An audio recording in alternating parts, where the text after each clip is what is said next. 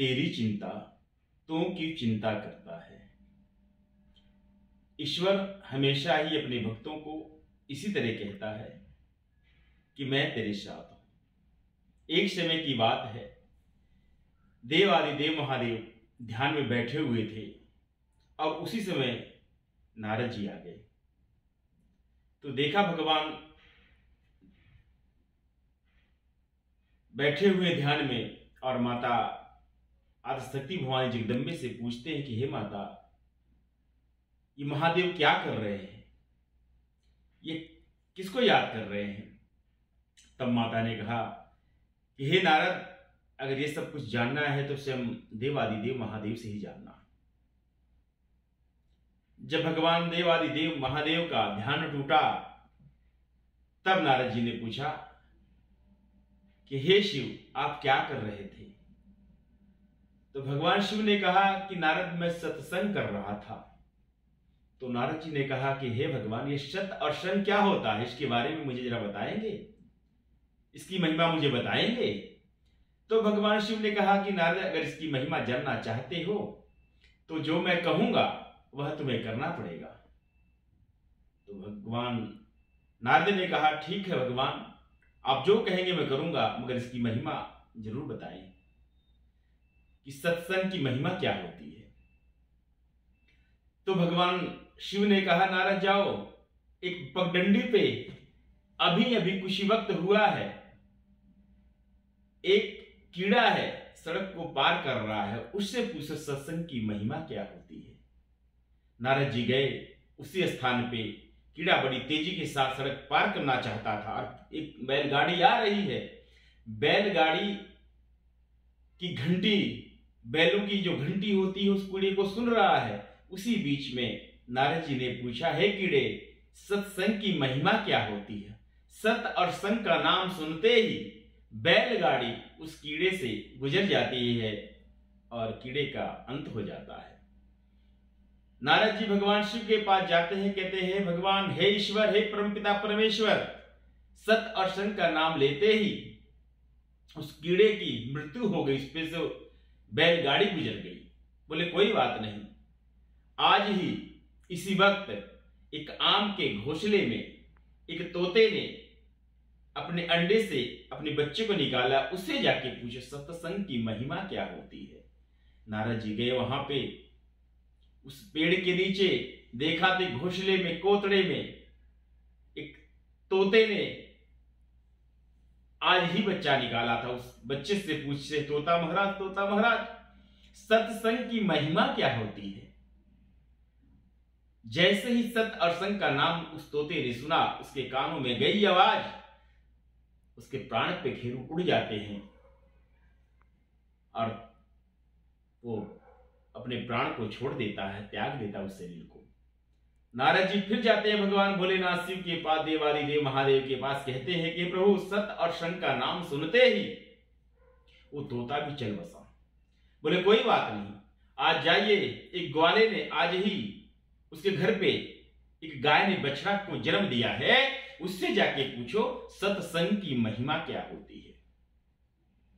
अब नारद जी डरते डरते वहां जाते हैं तो देखते हैं कि इधर उधर देखते हैं कि कोई है तो नहीं, कहीं ये भी मर गया तो ग्वाला मेरे पीछे ना पड़ जाए, इसलिए भय भी बनी हुई थी उनको। पर उन्होंने इधर उधर देखा, कोई था नहीं। उस एक दिन के बछड़े से पूछते हैं जो अभी जन्म लिया है कि हे बछड़ा, सत और संग की महिमा क्या होती है। जैसे ही उस गाय के बछड़े के कानों में सत और संग की आवाज जाती है, वह बछड़ा भी अपना प्राण त्याग देता है, मृत्यु को प्राप्त हो जाता है। वहां से फटाफट डर के मारे नारद जी निकले, कहीं कोई देख ना ले, कहीं लोग देख ना ले कि मेरे आने से बछड़ा मर गया, मेरे को लोग दंडित ना करने लगे। उस डर से, उस भय से नारद जी बड़ी जल्दी से वहां से निकल गए और फिर कहा, प्रभु,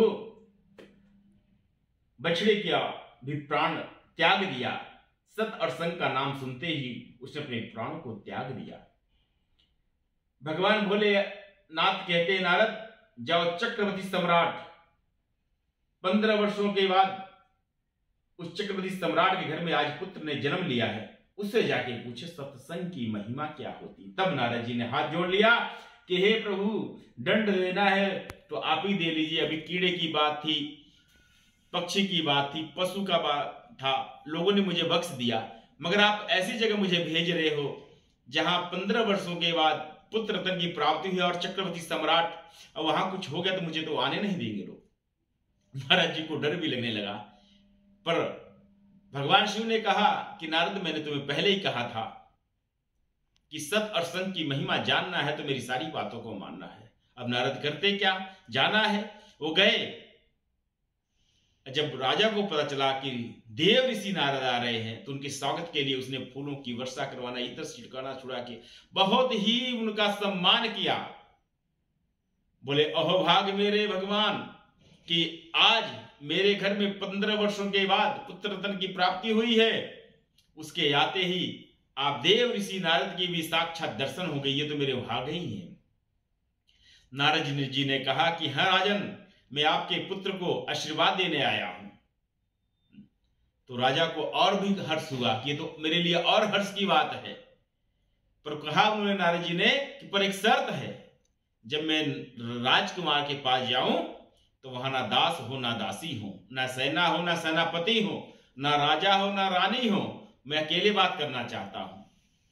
तो राजा ने कहा जैसी आपकी इच्छा। नारद जी ने अपने को सुरक्षित कर लिया और कहा यही नहीं, जब मैं 3 कोस दूर यहां से चले जाऊं तब राजकुमार से मिलने जाना। नारद जी को ऐसा लगा कि मेरे जाने के बाद अगर राजकुमार को भी कुछ हो जाता है तो कम से कम मैं सुरक्षित 3 कोस तो निकल जाऊंगा। उसके बाद जाते हैं उस राजकुमार से साक्षात देखते हैं कि सोने के पल्ले में राजकुमार खेल रहे हैं।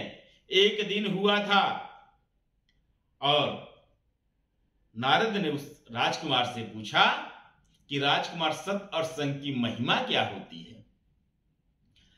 तब उस बच्चे ने उस नारद से बोला, नारद जी भी समझ नहीं आया आपको? बोले नहीं, बताओ तो सही क्या हुआ। कन्या सत्संग की महिमा अभी नहीं समझे नारद जी? बोले बिल्कुल नहीं।